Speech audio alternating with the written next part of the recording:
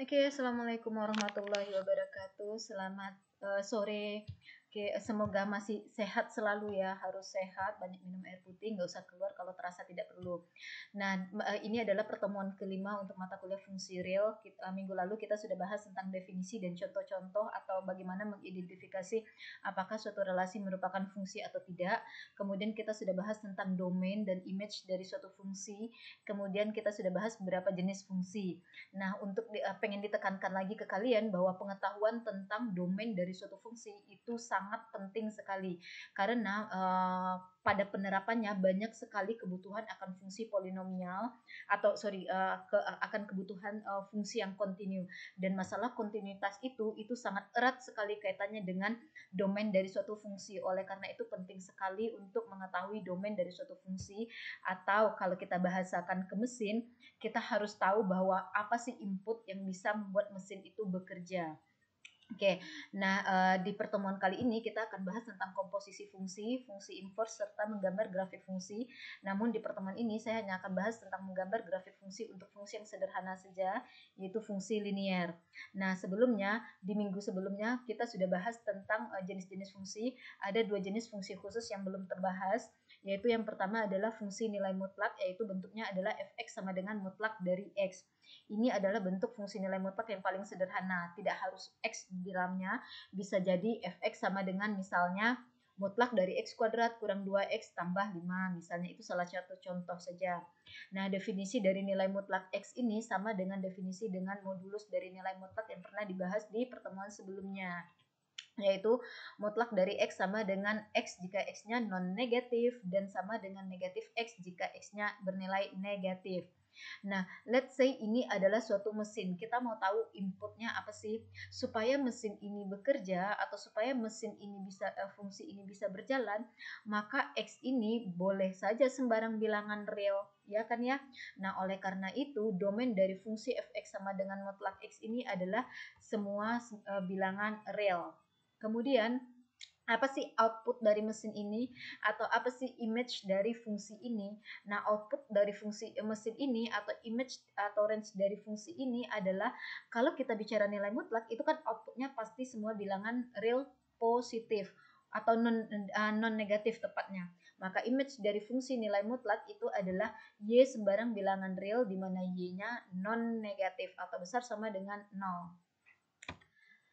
Kemudian fungsi khusus yang kedua, yaitu disebut dengan fungsi integer terbesar atau dinotasikan dengan bentuk seperti ini. Oke, ini definisinya adalah bilangan bulat terbesar yang kecil atau sama dengan x. Kalau yang di dalam kurung, dalam pagar apa ya, dalam kurung ini adalah x. Nah, apa sih nilai x yang bisa menjadi input supaya mesin ini bisa bekerja? Nah, inputnya adalah semua bilangan real. Kita bisa menemukan nilai bilangan bulat terbesar atau yang kecil sama dengan suatu bilangan real. Oleh karena itu, domainnya adalah sembarang bilangan real. Boleh negatif, boleh positif, boleh rasional, boleh irasional, dan sebagainya.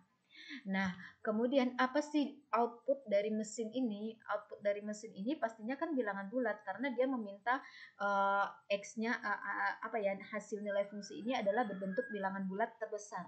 Oleh karena itu, image dari fungsi bilangan integer terbesar itu adalah semua bilangan bulat pastinya. Oke. Itu tentang beberapa jenis fungsi khusus, ada dua itu. Kemudian kita masuk ke komposisi fungsi. Let's say kita punya fungsi f itu adalah dari x ke y dan g itu adalah fungsi dari y ke z. Nah, f dikomposisikan ke g, ya, artinya adalah suatu fungsi g komposisi f.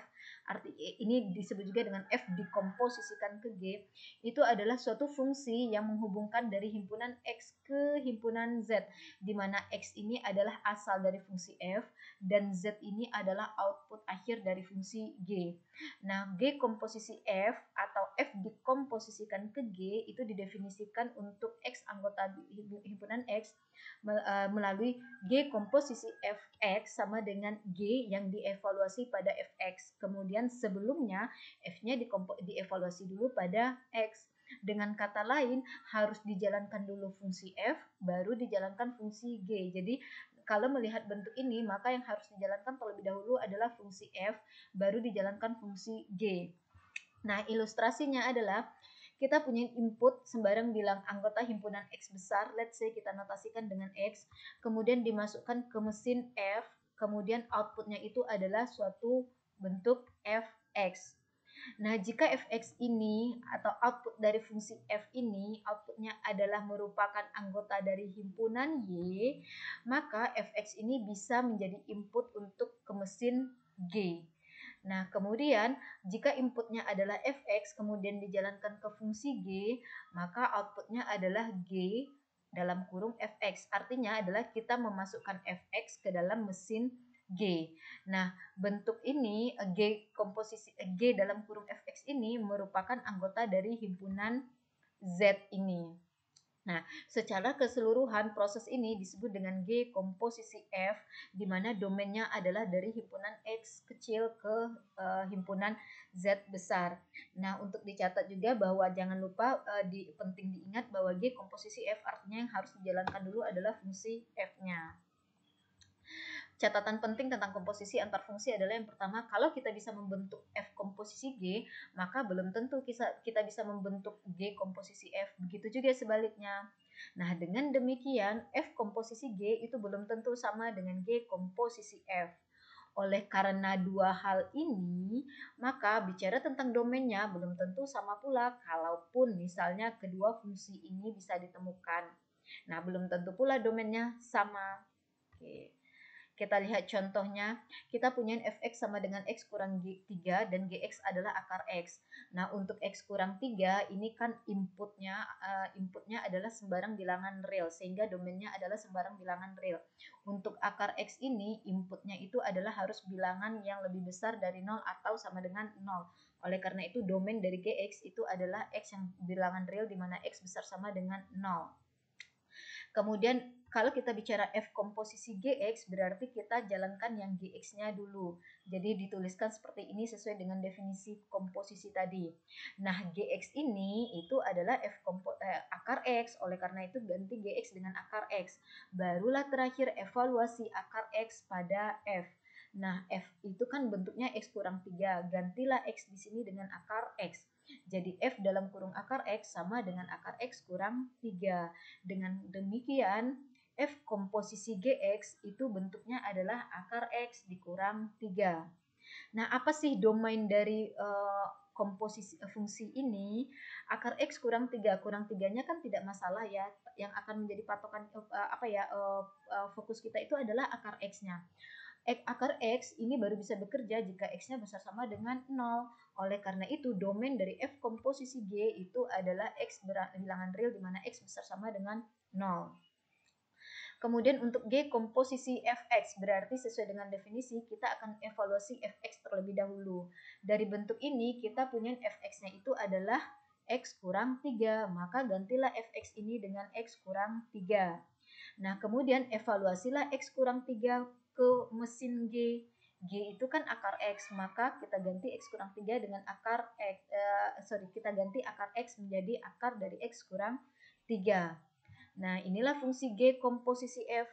Nah, apa domain dari G komposisi F ini? Nah, hitungan mesin ini baru bisa bekerja jika X kurang 3-nya ini atau bentuk di bawah akar harus lebih besar sama dengan 0. Oleh karena itu, domainnya adalah X kurang 3 yang besar sama dengan 0 di mana X-nya adalah bilangan real. Atau dengan kata lain, X semua bilangan real tapi dengan syarat X-nya harus besar sama dengan 3. Nah, bisa kita lihat nih, F komposisi G itu tidak sama dengan G komposisi F. Dan domain dari F komposisi G ini juga tidak sama dengan domain dari G komposisi F. Oke, berikutnya inverse dari suatu fungsi. Let's say kita punya fungsi F itu adalah dari X ke Y.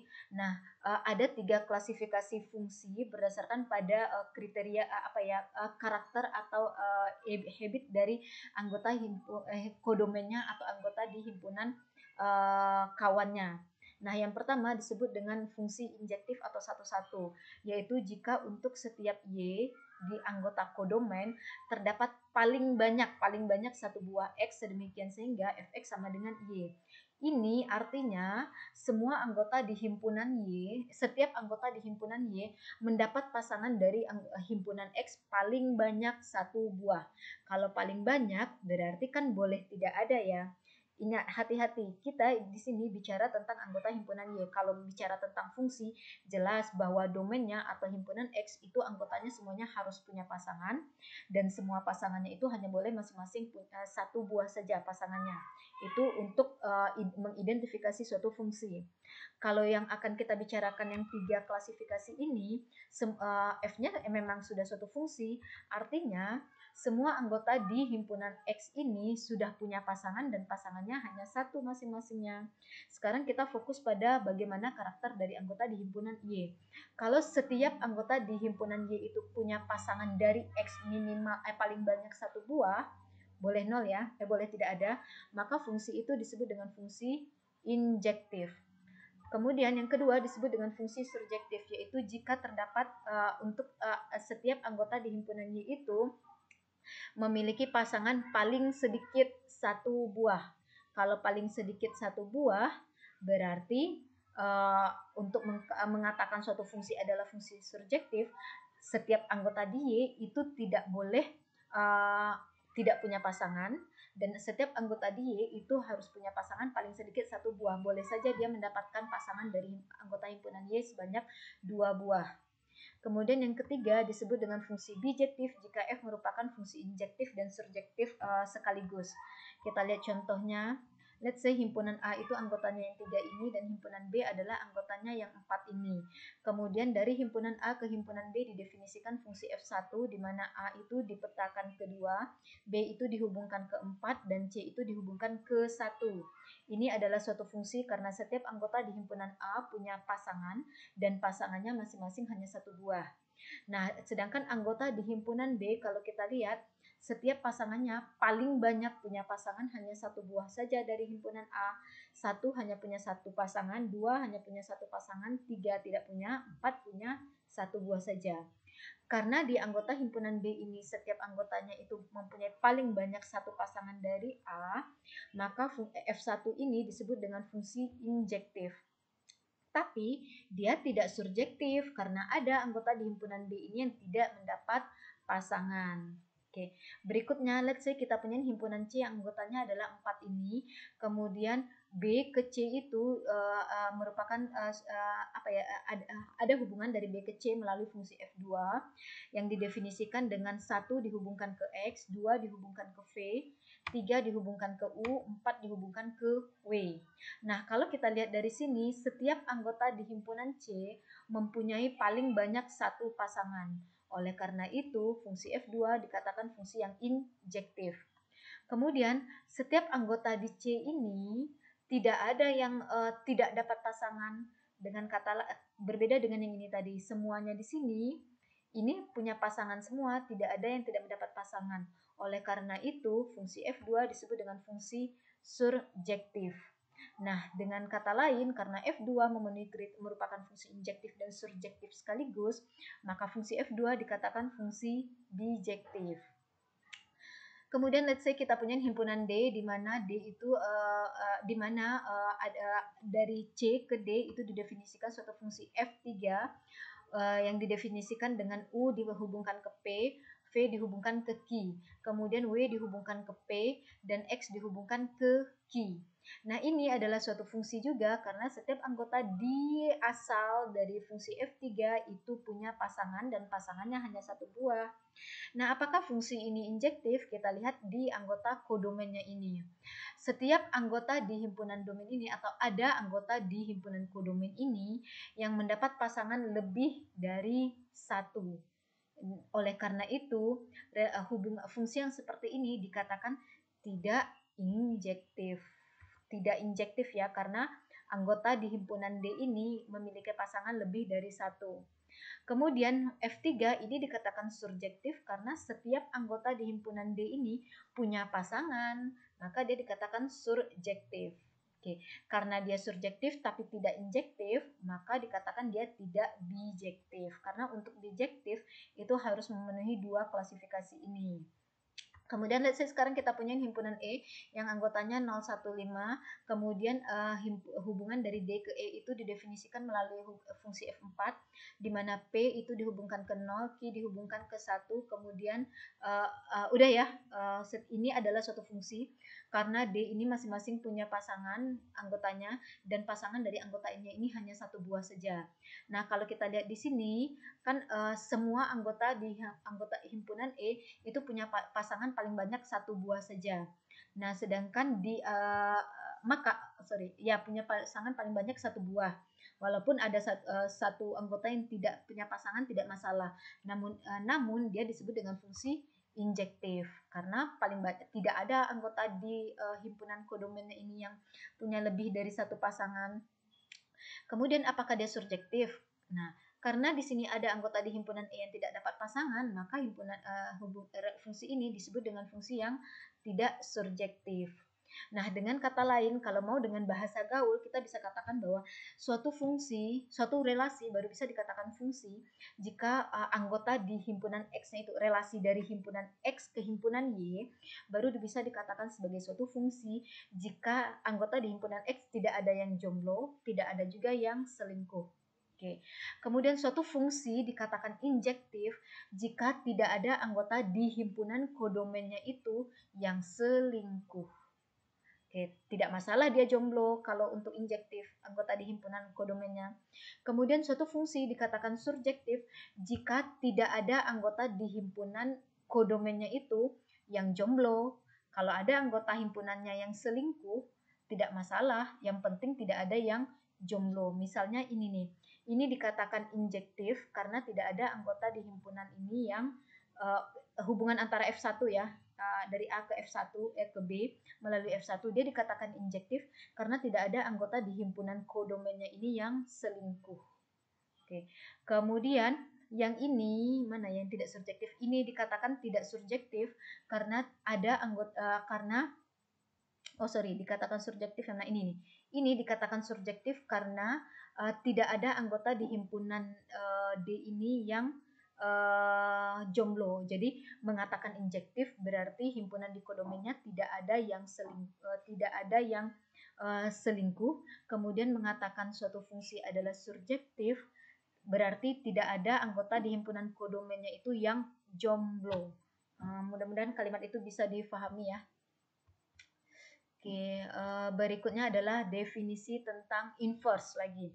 Let's say kita punya F itu adalah fungsi dari X ke Y dan dia merupakan fungsi bijektif. Maka berarti dia injektif dan surjektif ya. Maka fungsi inverse dari F itu adalah fungsi G dari Y ke X. Jadi dibalik, kalau F itu adalah dari X ke Y, maka inverse-nya itu adalah fungsi dari Y ke X. Sedemikian sehingga untuk setiap Y, elemen Y berlaku bahwa GY sama dengan X. Jika dan hanya jika Y-nya sama dengan Fx. Nah, untuk lebih pahamnya kita lihat ilustrasinya nanti. Sebelumnya, fungsi inverse dari F biasa dinotasikan dengan F pangkat min 1, tapi dibaca adalah F inverse. Itu bacaan yang tepat ya, F inverse. Karena negatif 1 pada pangkat dari F seolah-olah negatif 1 ini itu tidak memiliki makna aritmatika sama sekali. Dia hanya segala simbol bahwa F inverse ini adalah kebalikan dari fungsi F. Oke, kita lihat contoh tentang inverse ini maksudnya apa. Let's say kita punya himpunan B anggotanya ini, kemudian C anggota himpunannya adalah ini, kemudian hubungan dari B ke C itu adalah berbentuk suatu fungsi, let's say fungsi F2 kita notasikan, yang didefinisikan dengan 1 itu dipasangkan ke X, sehingga F21 itu sama dengan X. Artinya pada 1 nilai F2 adalah X. Kemudian 2 dipasangkan dengan V sehingga F22 sama dengan V. Kemudian 3 dipasangkan dengan U, artinya F23 sama dengan U, artinya 3 dipasangkan ke U. Kemudian 4 ke W, maka F24 sama dengan W. Nah, kalau kita lihat, ini kan tidak ada anggota di himpunan C ini yang selingkuh. Karena tidak ada yang selingkuh, maka F2 adalah fungsi injektif. Kemudian anggota di himpunan C tidak ada yang jomblo, berarti dia surjektif. Nah, karena fungsi F2 ini injektif dan surjektif, maka fungsi F2 ini dikatakan fungsi yang bijektif. Kalau fungsi ini bijektif, sesuai dengan definisinya tadi sebelumnya, fungsi ini akan punya inverse. Apa itu inverse-nya? Kita lihat, kalau kita punya F2 menghubungkan dari 1 ke X, maka inverse dari F2 pada X itu adalah 1, atau dituliskan dengan F2 inverse dari X itu adalah 1. Jadi dibalik, X dihubungkan ke 1. Kemudian jika F2 pada X sama pada 2 itu sama dengan V, maka F2 inverse pada V adalah 2. Kemudian jika F23 sama dengan U, maka F2 inverse dari U adalah 3. Jika F24 sama dengan W, maka F2 inverse pada W adalah 4. Nah, jadi dibalik saja untuk hubungan antara F dengan inverse-nya. Bagaimana cara mengidentifikasi atau menemukan fungsi inverse? Langkah pertama adalah let's say kita punya fx sama dengan y. Nah, temukan x sebagai solusi dari persamaan fx sama dengan y. Nah, dengan demikian kita akan menemukan x seolah-olah suatu fungsi yang tergantung pada variabel y. Kemudian langkah kedua, jika ada satu solusi x dari persamaan fx sama dengan y tadi, maka f dikatakan fungsi bijektif. Kalau dia fungsi bijektif, maka pasti ada bentuk inverse-nya. Apa itu inverse dari fungsi f ini? Maka inverse-nya itu adalah ekspresi dari x itu tadi. Nah, kita lihat contohnya. Misalnya kita punya fx sama dengan ax ditambah b, di mana domainnya adalah himpunan bilangan real, kodomennya juga himpunan bilangan real. Ini contoh umum ya. Nyatakan ax tambah y sebagai sama dengan y. Jadi fx ini kita nyatakan katakan sebagai y, sehingga ax tambah y sama dengan ax tambah b sama dengan y. Kemudian kita temukan solusi dari persamaan ax tambah b sama dengan y ini, yaitu dengan proses ax sama dengan y dikurang b, tinggal pindahkan tambah b ke kanan ya. Jadi ax sama dengan y kurang b, dan x sama dengan y dikurang b bagi a. Nah, di sini X sama dengan Y kurang B per A itu adalah satu-satunya solusi dari persamaan AX ditambah B ini. Kan hanya ini saja solusinya kan ya. Oleh karena itu, maka kita bisa simpulkan bahwa fungsi Fx sama dengan AX tambah B ini merupakan fungsi bijektif. Oleh karena itu, dia punya inverse. Apa itu inverse-nya? Inverse-nya itu adalah Y dikurang B dibagi A, yaitu yang merupakan solusi dari X-nya tadi. Oke, dengan demikian kalau kita punya F-nya adalah AX tambah B, maka inverse dari F ini adalah F inverse Y sama dengan Y kurang B dibagi A. Oke, materi berikutnya adalah menggambar grafik fungsi real. Di sini kita hanya akan bahas terlebih dahulu menggambar grafik fungsi yang sederhana, mulai dengan fungsi identitas, kemudian fungsi konstan, kemudian fungsi linier. Oke, kita lihat menggambar grafik fungsi identitas. Bagaimana yang dijelaskan minggu lalu, bentuk umum dari fungsi identitas itu adalah fx sama dengan x. Disebut identitas karena kalau kita punya fx sama dengan x, sedangkan fy itu sama dengan sedangkan fx itu kita nyatakan sebagai y, berarti kan y sama dengan x. Artinya berapa nilai x, ya segitu juga nilai y-nya. Oke, nah salah satu cara untuk menggambarkan grafik fungsi identitas adalah dengan menemukan dua buah titik. Nah, jadi temukan dua buah titik saja. Bagaimana cara menemukannya? Ya, buat saja misalnya tabel atau temukan titik-titik yang dilalui oleh fungsi ini. Kita misalnya temukan, kita klaim dulu kita mau ambil x berapa, kemudian temukan nilai y-nya. Nilai y-nya tentunya sama dengan nilai x-nya karena sesuai dengan bentuk fungsinya ini. Kemudian kita klaimlah titiknya. Let's say misalnya kita mau ambil x sama dengan 0, berarti kan nilai y-nya sama dengan 0. Nah, karena x sama dengan 0 dan y sama dengan 0, berarti kita punya titik 0,0. Komponen pertama adalah x, komponen kedua adalah y. Kemudian kita gambarkan pada bidang koordinat Cartesius, titik 0,0 itu adalah di sini ya, yang barusan digambarkan ini. Kemudian ambil x lainnya, misalnya di sini saya mau ambil x sama dengan 1, maka nilai y-nya adalah 1 juga, karena kan y sama dengan x. Maka titik yang kita punya adalah titik 1,1. Kemudian cantumkan titik 1,1 ini ke bidang koordinat Cartesius, inilah dia 1,1. Nah, langkah berikutnya tinggal dihubungkan dua titik ini menjadi satu garis lurus. Sudah dapat ini. Nah, maka garis atau grafik dari fungsi identitas fx sama dengan x atau grafik dari fungsi y sama dengan x itu adalah tinggal perpanjang saja garis yang sudah kita buat tadi. Tinggal perpanjang terus silahkan, asalkan dia melalui dua titik ini. Kalau kita tarik garis lurus tanpa patahan, maka gambar grafik fungsi identitas kita benar. Oke. Berikutnya menggambar grafik dari fungsi konstan, di mana bentuk umum dari fungsi konstan itu adalah fx sama dengan k, di mana k adalah sembarang bilangan real. Kalau fx sama dengan k dan fx itu sama dengan y, berarti kan y sama dengan k. Artinya y itu adalah sama dengan suatu konstanta sesuai dengan fungsi yang didefinisikannya. Oke, let's say ini kita punya bidang koordinat kartesius. Kalau kita mau menggambarkan grafik dari fungsi fx sama dengan 1. Nah, fx sama dengan 1 berarti kan y sama dengan 1. Nah, y sama dengan 1 grafiknya itu adalah garis yang memotong sumbu y di y sama dengan 1. Nah, inilah dia. Kan garis ini memotong sumbu y ini sumbu y, garis ini memotong sumbu y ini di y sama dengan 1, yaitu di titik ini y sama dengan 1-nya, tinggal buat garis lurus horizontal. Kemudian kalau fx sama dengan 2, berarti kan artinya y sama dengan 2. Maka garis atau grafik dari fx sama dengan 2 itu adalah garis yang memotong sumbu y di y sama dengan 2. Artinya mau berapapun nilai x-nya, maka nilai fungsinya selalu 2. Pada x sama dengan 3, nilai fungsinya adalah 2. Pada x sama dengan 5, nilai fungsinya adalah 2, dan seterusnya. Kemudian kalau kita punya fx sama dengan negatif 2, artinya adalah y sama dengan negatif 2. Maka grafik dari fx sama dengan negatif 2 adalah garis lurus yang memotong sumbu y di y sama dengan negatif 2 ini. Nah, inilah dia garisnya. Kemudian kalau sumbu x itu sama dengan apa sih? Nah, sumbu x itu adalah garis y sama dengan 0 atau fx sama dengan 0. Oke. Jadi yang namanya grafik fungsi konstan, grafiknya selalu berbentuk garis horizontal. Berikutnya grafik fungsi linear. Bentuk umum dari fungsi linear adalah fx sama dengan ax tambah b dengan a tidak sama dengan 0. Oke, jika fx sama dengan ax tambah b, berarti y-nya adalah ya ax tambah b itu kan ya. Nah, di sini untuk menggambar grafik fungsi linear kita butuh minimal 2 titik, sama halnya dengan menggambar grafik fungsi identitas tadi. Ada 2 cara di sini. Yang pertama adalah temukan saja sembarang 2 titik yang dilalui oleh fungsi ax sama tambah b ini. Sebagaimana seperti cara menemukan titik pada fungsi identitas tadi, misalnya kita klaim nilai x-nya, maka temukan nilai y-nya dengan menghitung atau mengevaluasi ax tambah b pada x ini.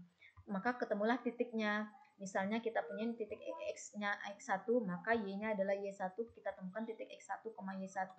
Begitu juga titik kedua adalah titik x2, y2. Nah, sudah dapat informasi 2 buah titik, tinggal dihubungkan pada bidang koordinat kartesius, kemudian buat garisnya, hubungkan kedua titik itu, diperpanjang saja. Itu cara pertama. Cara kedua adalah yang pertama temukan titik potong dengan sumbu x. Yang titik potong dengan sumbu x. Nah, ingat titik-titik pada sumbu x itu adalah titik di mana nilai y-nya sama dengan 0. Jadi titik potong dengan sumbu x itu adalah jika nilai y-nya sama dengan 0. Kalau kita punya y sama dengan ax tambah b, berarti pada y sama dengan 0, ax tambah b-nya sama dengan 0. Maka ax sama dengan negatif b atau x sama dengan negatif b per a. Nah, dari sini saja kita sudah punya informasi 1 titik, yaitu pada x sama dengan negatif b per a, nilai y-nya sama dengan 0. Maka kita perolehlah titik negatif b per a, 0. Ini nilai x-nya, 0 ini nilai y-nya. Kemudian langkah kedua, temukan titik potong dengan sumbu y. Ingat, titik-titik pada garis sumbu y itu adalah titik-titik pada kondisi x-nya sama dengan 0. Jadi pada x sama dengan 0, carilah nilai y-nya. Jika x sama dengan 0, berarti ax-nya menjadi 0 ya, karena x-nya kan bernilai 0. Tersisa y sama dengan b. Nah, dari sini kita peroleh satu buah informasi titik, yaitu titik 0, b, karena x-nya sama dengan 0 dan y-nya sama dengan b. Sudah dapat 2 buah titik, yang hubungkan kedua titik ini menjadi suatu garis, kemudian diperpanjang. Nah, garis yang dibentuk dengan cara pertama dan cara kedua itu pasti sama saja. Kita lihat contohnya, kita mau menggambarkan grafik fungsi negatif 2x ditambah 6, maka inilah yang menjadi y-nya kan ya. Di sini kita lakukan dengan cara pertama, yaitu kita mau menemukan 2 buah titik yang dilalui oleh fungsi y atau persamaan y sama dengan negatif 2x tambah 6. Oke, x-nya, y-nya ditentukan melalui min 2x tambah 6, maka setelah berhitung ini, y-nya kita dapatkan titiknya. Misalnya nih, saya mau ambil yang pertama x-nya sama dengan 0. Maka nilai y-nya adalah 6. Tinggal substitusi x dengan 0 di sini ya. Dapat y sama dengan 6. Maka kita peroleh titik 0,6. Nah, kita gambarkan pada bidang koordinat kartesius. di sini 1, ini pada sumbu X ya, 2, kemudian negatif 1. Kemudian pada sumbu Y, saya mau di sini 2, boleh ya. Ingat, jarak pada sumbu X, jarak titik-titik pada sumbu X itu tidak harus sama dengan jarak titik-titik pada sumbu Y. Tapi jarak antar sumbu X positif dengan jarak antara sumbu X negatif itu harus sama. Jarak antara sumbu Y positif dengan jarak antara sumbu Y negatif itu juga harus sama. Jadi kalau saya mau di sini dari titik 0,0 ke sini 1, maka tidak harus pula dari sini ke atas ini sejauh 1 satuan. Boleh saja di sini saya ambil 2. Kemudian kalau dengan jarak segini untuk 2 satuan, maka pada jarak berikutnya adalah sejauh 2 satuan juga, yaitu menjadi 4. Titik berikutnya adalah 6. Ke bawahnya juga sejauh 2 satuan, yaitu negatif 2. Nah, titik 0,6 berarti kan X-nya sama, X-nya sama dengan 0, Y-nya sama dengan 6. Nah, titik ini berada di sumbu Y. Nah, ini dia. Titik 0,6. Ya. Kemudian berikutnya saya ambil X sama dengan 1 misalnya. Maka tinggal hitung ini. Pada X sama dengan 1, Y-nya adalah 4. Maka kita peroleh titik 1,4. Titik 1,4 itu adalah di sini. Oke. Ini adalah titik 1,4. Langkah berikutnya tinggal hubungkan kedua titik ini menjadi garis lurus. Kemudian perpanjang saja. Jadilah ini yang berwarna biru ini grafik fungsi fx sama dengan negatif 2x tambah 6. Cara kedua kita lihat, kalau cara kedua berarti kan kita menemukan titik potong dengan sumbu X dan titik potong dengan sumbu Y. Yang pertama, titik potong dengan sumbu X adalah pada Y sama dengan 0. Kalau kita punya yang tadi di soalnya negatif 2X tambah 6 persamaan Y-nya, maka jika Y sama dengan 0, berarti kan negatif 2X tambah 6 sama dengan 0. Sehingga negatif 2X sama dengan negatif 6 dan X sama dengan negatif 6 dibagi negatif 2. Atau X sama dengan 3. Nah, dari sini kita punya titik 3,0 karena X-nya sama dengan 3 dan Y-nya sama dengan 0, yaitu titik 3,0. Kita tempatkan titik ini pada bidang koordinat kartesius. Nah, inilah dia. Ya, titik 3,0. Kemudian titik potong dengan sumbu Y berarti jika X sama dengan 0. Jika X sama dengan 0 berarti nilai Y-nya adalah sama dengan 6. Maka kita punya titik 0,6. Titik 0,6 itu adalah di sumbu Y. Kalau yang ini berarti titiknya berada di sumbu X. Kalau ini adalah titiknya di sumbu Y. Nah, ini dia titik 0,6. Ya. Nah, sudah dapat dua titik, tinggal dihubungkan kedua titik ini menjadi suatu garis. Kemudian perpanjang saja, jadilah grafik dari fungsi fx sama dengan negatif 2x tambah 6. Nah, untuk diketahui bahwa fungsi identitas, fungsi konstan, fungsi linier, ketiga buah fungsi ini grafiknya itu akan berbentuk garis lurus tanpa patahan sama sekali. Jadi tiga buah fungsi ini grafiknya akan berbentuk garis lurus tanpa adanya patahan ataupun tanpa adanya lekukan. Oke. Bagaimana dengan grafik dari fungsi polinomial lainnya dengan derajat yang lebih tinggi, grafik fungsi rasional, grafik fungsi aljabar, misalnya fungsi akar seperti apa. Kemudian bagaimana dengan grafik dari fungsi-fungsi lainnya akan kita bahas di pertemuan berikutnya. Nah, yang barusan kita bahas baru grafik untuk fungsi yang sangat sederhana sekali. Oke, terima kasih. Sekian untuk pertemuan hari ini. Kita lanjutkan di minggu depan. Sampai ketemu.